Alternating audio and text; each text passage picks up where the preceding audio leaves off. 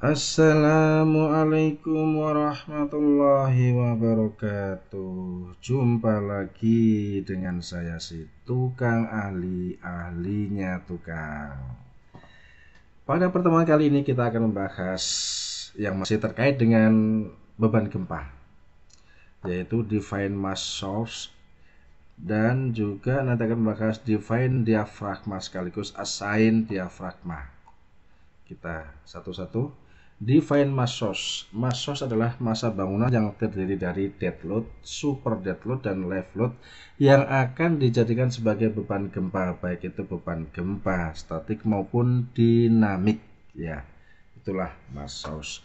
Kita langsung saja ke sub 2000. Define mass source.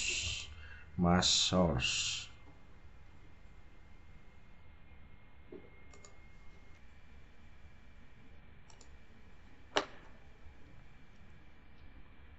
Ini specified load pattern ya, sudah kita pakai ini.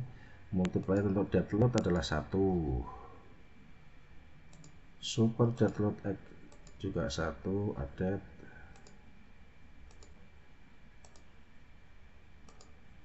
super dead load juga 1, add live load 0,3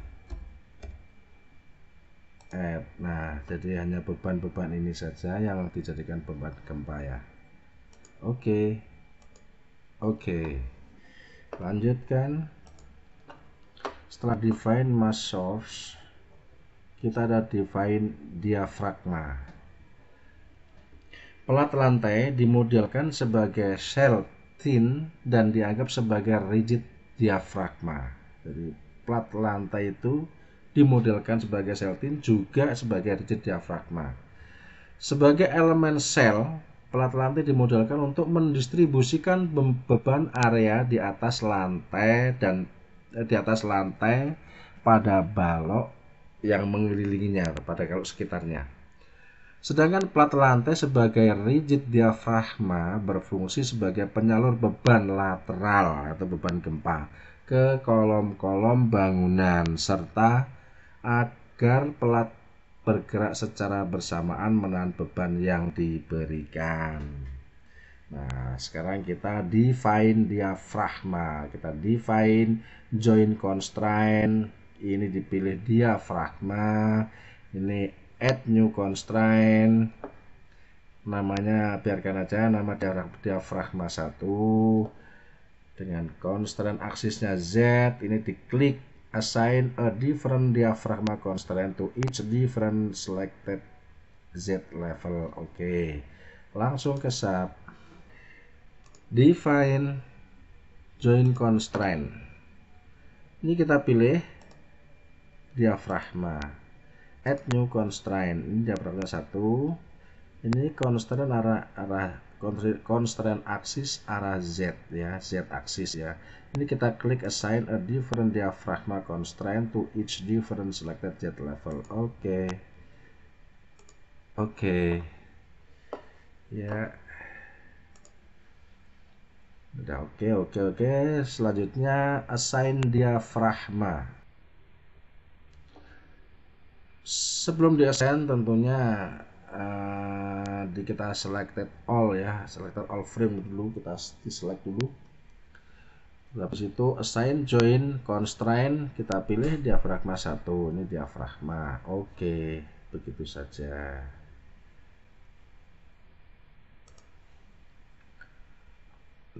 Kita select all, pakai ini aja langsung. Assign join constraint. Nah, kita pilih diafragma 1. Ini diafragma. Oke, ya, sudah kita assign diafragma. Selanjutnya kita lanjutkan sekalian pada define load combination.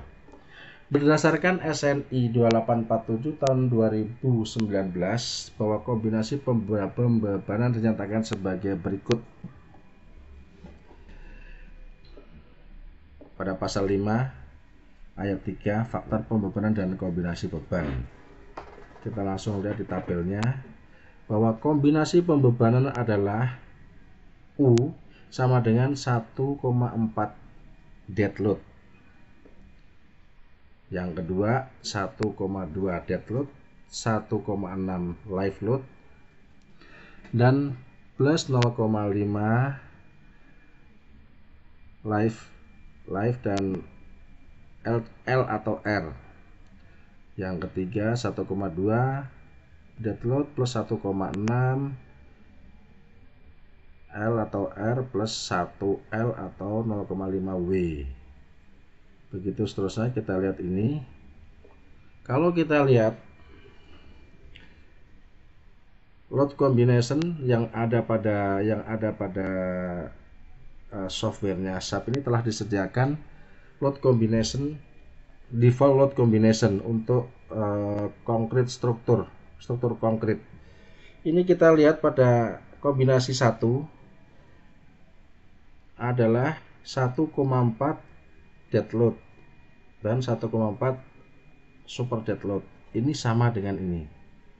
Kita lihat pada load combination kedua 1,2 dead load, 1,2 super dead load, 1,6 live load, sama dengan yang ini 1,2 1,6.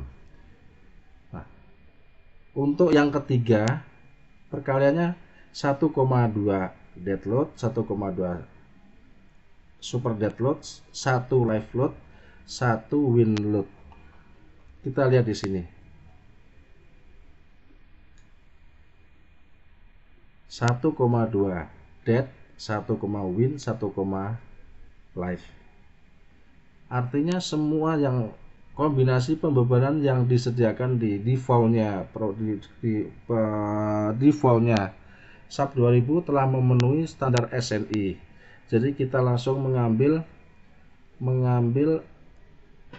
kombinasi pembebanan dari defaultnya saja.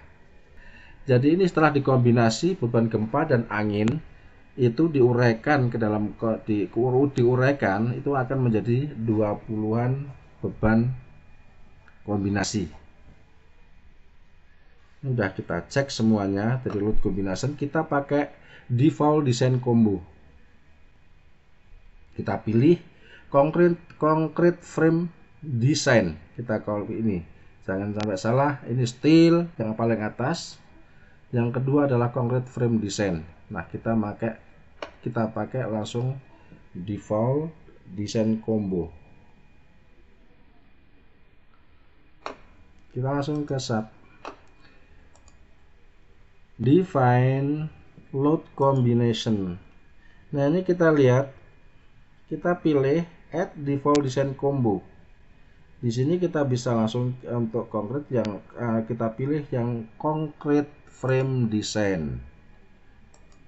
Nah, lihat ini ada 20 kombinasi. Tadi udah kita cek satu-satu. Ini masih sama dengan SNI. Ini yang 7 tadi di SNI dijabarkan menjadi 20 karena beban gempa dari 4 arah. Sementara di SNI tadi kan hanya disebutkan hanya 1 arah saja. Ini dijabarkan menjadi 4 arah. Demikian juga beban angin. Terus kombinasinya jadi ada 20 ya, sesuai dengan SNI. Jadi kita menggunakan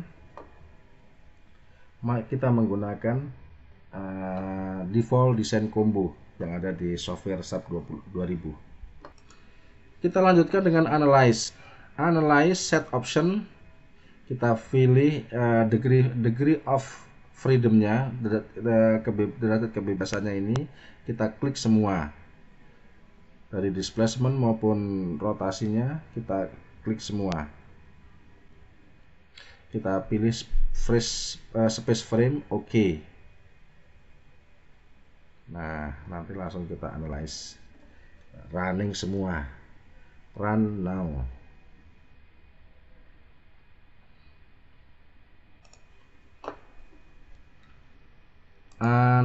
Set analyze option. Nah, ini kita klik semua, kita pilih yang ini. Oke. Kita pilih dulu set load case to run. Ini date sudah ada, modal udah, SDL live win, beban gempa statik arah XY, beban gempa dinamik arah XY. Oke, run now.